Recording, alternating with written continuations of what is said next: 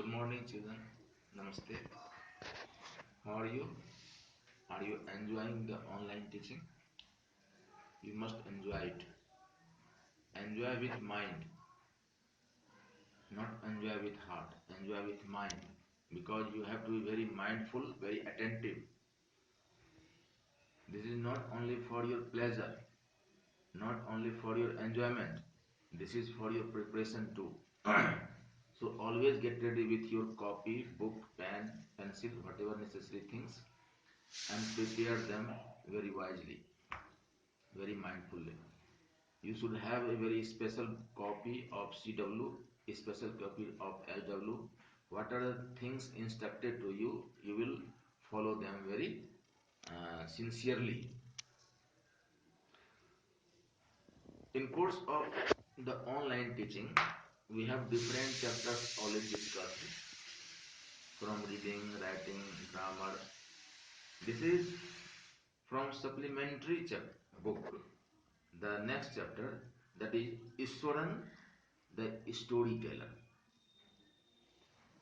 This story is from Moments, and the writer is R.K. Iyer Lakshman. R.K. Iyer Lakshman, the younger brother of R.K. Narayan. R.K. Narayan, you must have heard or you must have read the name of R.K. Narayan in class 7 and 8. In 7, there was a hero. In class 8, Father's Help. In class 8, you had read a story by R.K. Narayan, Father's Help. And in class 9, you will read his brother's story, younger brother's story. What is his name? R.K. Iyer Lakshman. R.K. Iyer Lakshman was a great South Indian cartoonist, journalist, humorist, and novelist, besides short story writer. In this story, you will see there are only two major characters. Actually three, but two major characters. One is Mahendra, the supervisor in a firm, uh, for the job, working as a supervisor, and what do you say, supervising the construction work at the farm.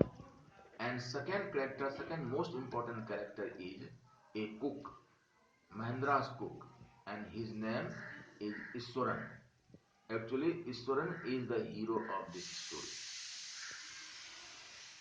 Mahendra, though the master owner of Iswaran, but Iswaran here is the hero of the story. I told you three characters because Mahendra is telling all the story about Iswaran to Ganesh. There is another character, Ganesh. You will see throughout the story. Yesterday, as I told you, as I guided you how to write a story, here this is also, you can take help from this story.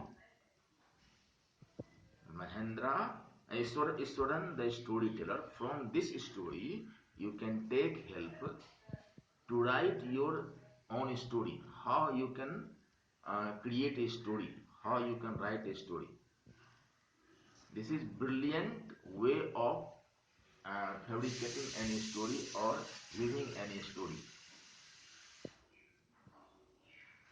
To tell a story, to write a story is not the work of a brilliant mind, but the work of an imaginary mind. It is creativity.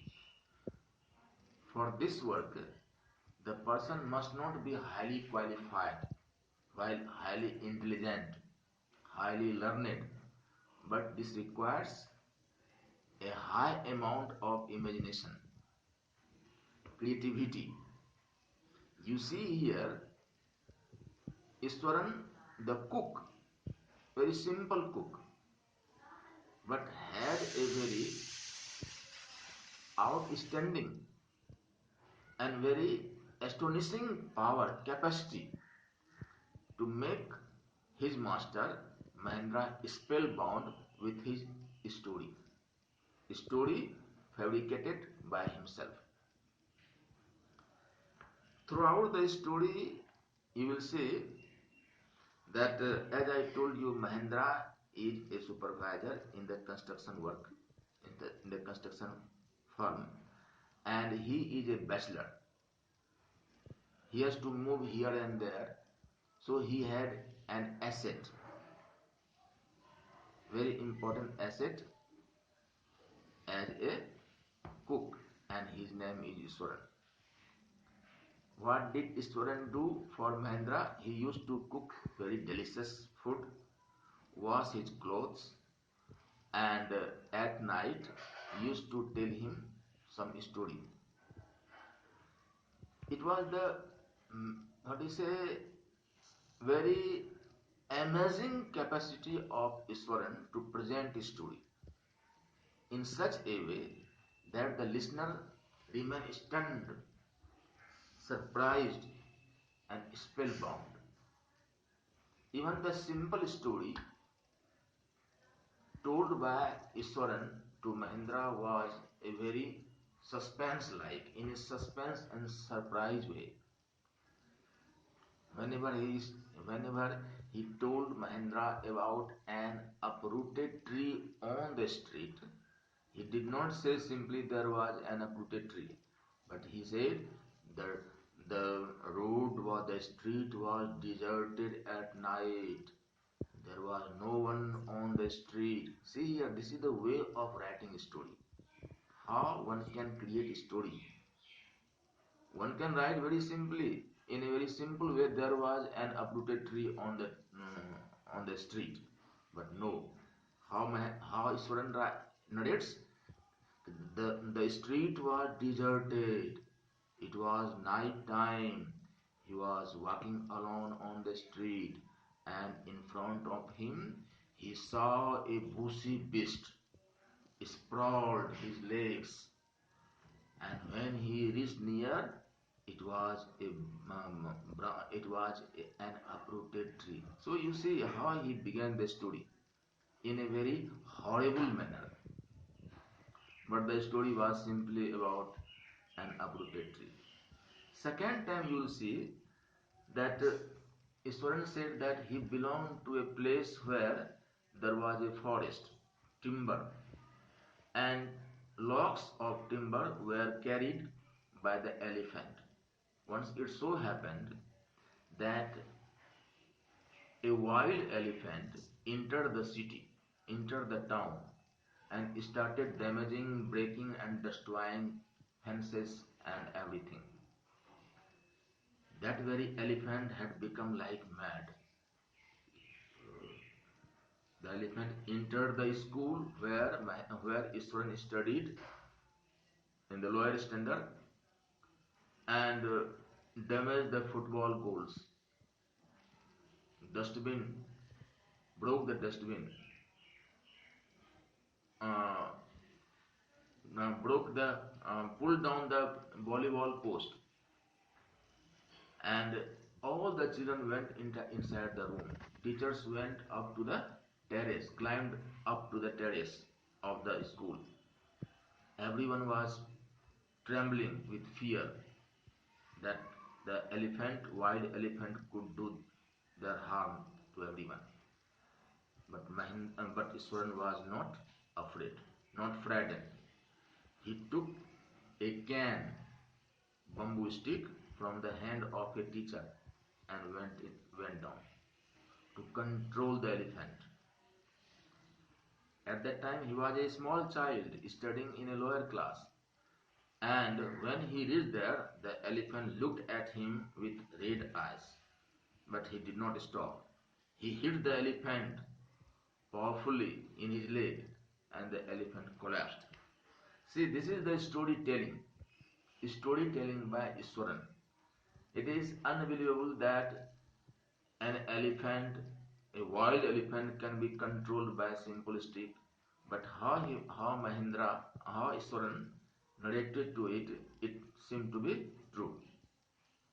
The third story again you see when Mahendra told When Iswaran told Mahendra, it was about a female ghost, supernatural story. Ghost story, he said that the place where Mahendra lived, it was a graveyard, Kabristan, graveyard, and there were many skulls spread here and there, anywhere, everywhere. And one night, one moonlit night, Iswaran saw a female ghost across the window. She was carrying an unborn baby in her arm.